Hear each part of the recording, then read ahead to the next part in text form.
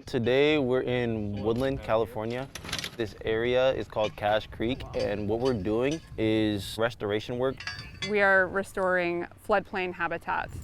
It supports a number of rare species and covered species and is a really rich, diverse corridor where a lot of species use the habitat.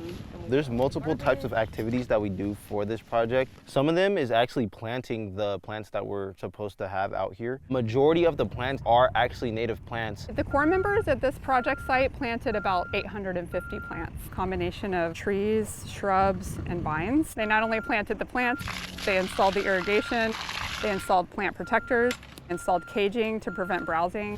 Today we are putting in T-posts, we are putting in cages. We put like one individually next to the plant, and then we just pound it. You just want to put it in, make it sturdy, and then you put the cage over, and then you just kind of make sure that it's stable.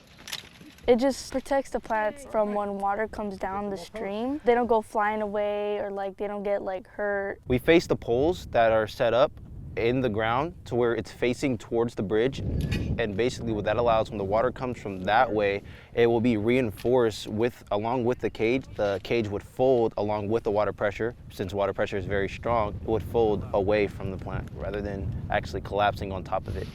This project is important because in California, about 95% of riparian habitats, so that's habitats that are adjacent to rivers and streams, these corridors have been converted to other uses. So the opportunity to add a wider corridor and add, basically complete these corridors and make them more intact. It's extremely valuable for the wildlife that use them because there's so little of it left. We're in the area where it would flood, and that just allows for fish and whatever other species and wildlife that when it does flood, all these plants and whatnot, they'll have nutrients to be able to eat.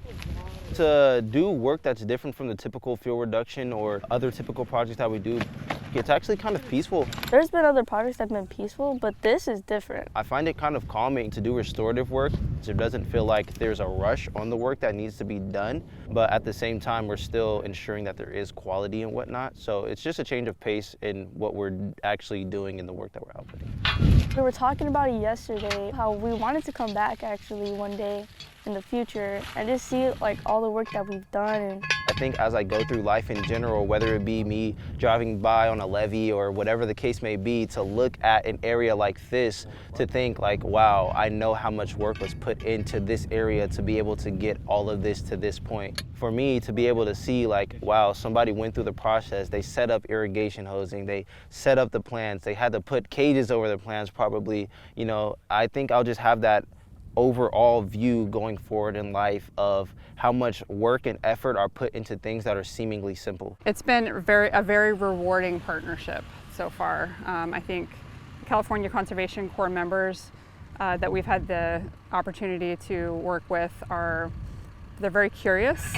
They have a lot of enthusiasm for this particular type of work, and so it makes us more enthusiastic to share the work with them and teach them about these habitats while teaching them valuable skills that they would need if they were to work in this type of field.